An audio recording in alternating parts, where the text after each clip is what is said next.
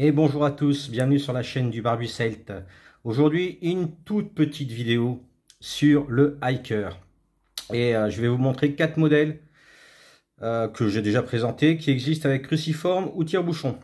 Chacun son choix. Et maintenant, c'est le hiker. Allez, c'est parti!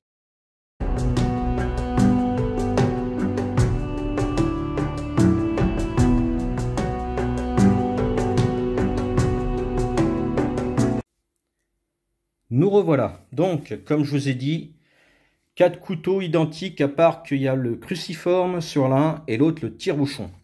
À savoir qu'avec le tire-bouchon, on peut y mettre ce petit tournevis à lunettes qui existe en plusieurs configurations dorénavant chez Victorinox avec une couleur par rapport à l'embout. Le gris, c'est le plat.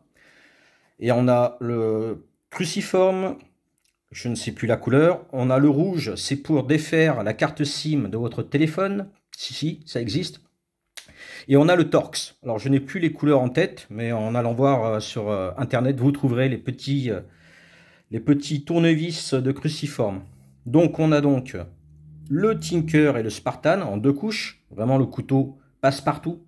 Il tient au fond de la poche. On ne le sent pas du tout. J'en ai fait la revue, la dernière revue que j'ai faite, c'était justement sur le Spartan. On a le Climber ou le Super Tinker. Donc, le Climber, juste petit retour de... Voilà, c'est les ciseaux en plus. Voilà, avec le Super Tinker. Revue déjà faite sur ma chaîne.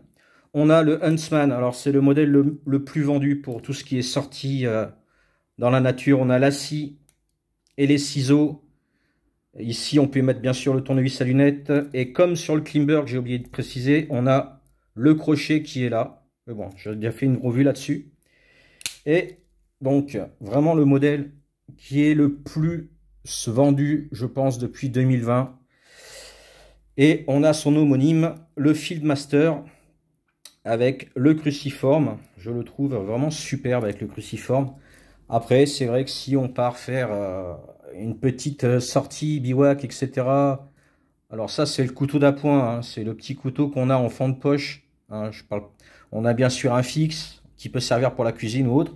Mais le côté convivial du tire-bouchon, c'est où on prend un Spartan ou alors un petit Huntsman et pourquoi pas un petit hiker. Donc, le campeur, je l'ai déjà présenté. J'ai fait une petite vidéo dans la verte avec. Et donc, le hiker, c'est vraiment nickel en fond de poche. Et donc, le campeur, comme je vous disais, un petit couteau en fond de poche. Les ciseaux, on n'en a pas forcément besoin. On a souvent un couteau fixe, on a un petit couteau, on a une scie pliante, Bako ou autre. Et ici, on a le côté convivial du tire-bouchon. Pour ma part, je n'en ai pas besoin. Et donc, on a le fameux hiker. J'adore ce rouge, décidément.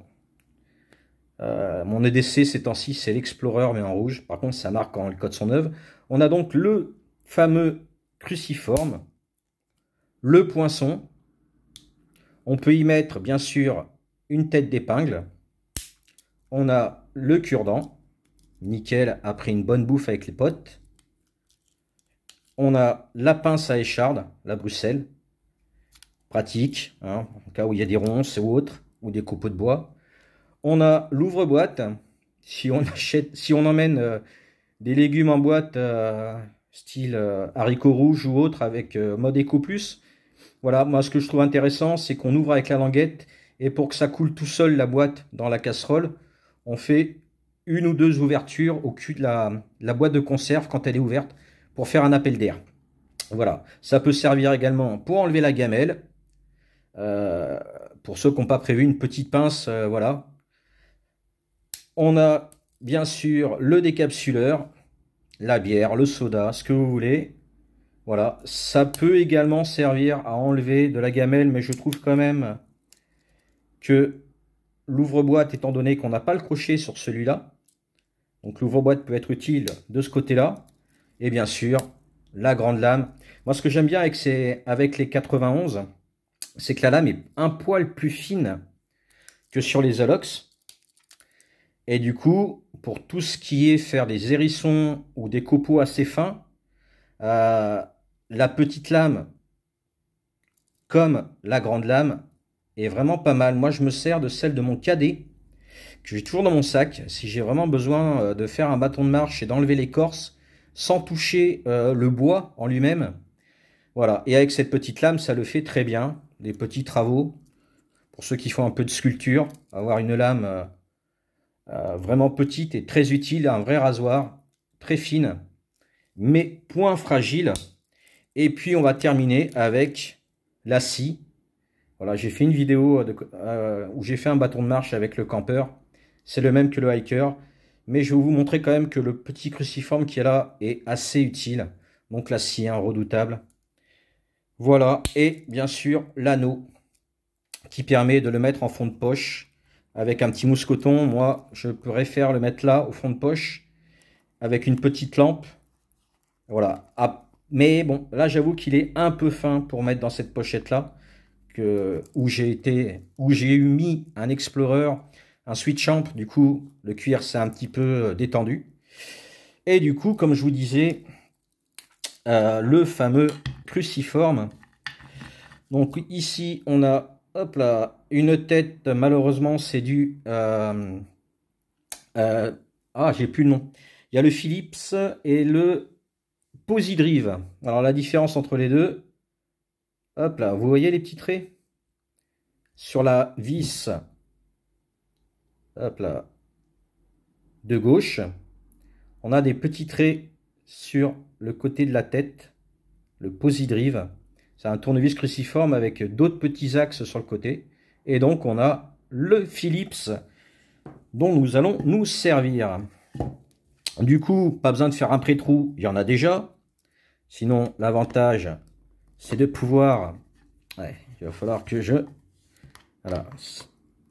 C'est de pouvoir justement faire un pré-trou. C'est quand même plus pratique depuis que j'ai cette petite perche, hein. Merci mon Vincent. T'es un amour. Donc là, ça commence à bloquer. En même temps, c'est du bois brut. Et du coup, l'avantage de ce petit outil, c'est que là, on y va tout seul. Après, il faut avoir de la place autour pour pouvoir visser dans des endroits, enfin dans des matériaux un peu plus robustes que du PVC ou dans une vis avec une cheville. Quoi qu'avec la cheville, dans le bois, ça revient au même. Vous voyez, sans effort. Vraiment aucun effort. Et franchement, je pense que même avec... on a un peu de mal. Heureusement, j'ai mon EDC qui est là. Bon, ça va gâcher un peu une vidéo que je voulais faire plus tard, mais bon. Donc là, on prend ce tournevis-là. Et là, on dévisse. Et effectivement, ça se visse bien. Mais on a plus mal au paluche en forçant. Bon, après, c'est vrai que quand on l'a dans l'axe, c'est bien. Mais je vous garantis que si vous avez rien d'autre et que vous avez plusieurs vis à mettre avec les petits angles qu'on a au niveau des ressorts ici, l'ampoule se fera vite présente. Alors que là, après, encore une fois, il faut de la place. Là, j'essaie d'avoir la vis qui est perpendiculaire comme ceci. Et ça se défait tout seul. Vraiment tout seul. Voilà. C'est très pratique, je trouve. Personnellement, ça ne me pose aucun souci. Et puis voilà. Et même si vous faites des petits sifflets, j'en ai fait un avec ma pitchoun en bambou. Vous prenez le morceau de bois qui s'insère dans le bambou au niveau du biseau que vous avez fait. Ben vous pouvez le pousser avec ça. Ce qui est pratique. Une fois qu'il est de bonne taille. Donc j'ai pas le sifflet là puisque ma pitchoun l'a emmené avec elle. Et voilà. Voilà pour ce petit modèle qui est le hiker. Que je trouve vraiment, vraiment top. Après, le campeur, côté convivial, voilà, c'est pas mal. Hop, je pense que j'aurais dû ouvrir le poinçon avant les autres lames. Voilà, la petite astuce, hein, pour ceux qui ont du mal à ouvrir quand ils veulent faire des présentations. Ouvrez d'abord l'arrière. Et non, il n'y a pas d'allusion. Bien sûr que non, bien sûr que non. Hop là. Aouh. C'est un peu la merde. Eh ben, je peux vous dire que même en ayant effrôlé à peine la lame, je me suis un petit peu blessé.